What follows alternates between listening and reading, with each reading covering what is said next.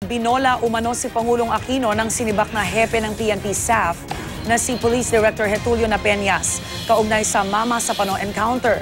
Sa pahayag ni Pangulong Aquino sa harap ng Evangelical Church leaders sa Malacanang, sinabi niyang sinuway ni Napeñas ang kanyang utos na makipag-coordinate sa AFP. Kontrang araw siya sa mungkahin ni Napeñas na gawin ang koordinasyon sa jump-off o sa mismong araw ng operasyon. Palpak din daw ang desisyon ni Napeñas na ituloy ang Oplan Exodus kahit pa naurong ng pasado alas 5 ang dapat sana'y 2:30 ng madaling araw na deployment ng SAF. Hindi tuloy umubra ang planong nakadisenyo lang, ilunsad kung madilim pa at delikado kung maliwanag dahil wala silang pagtataguan.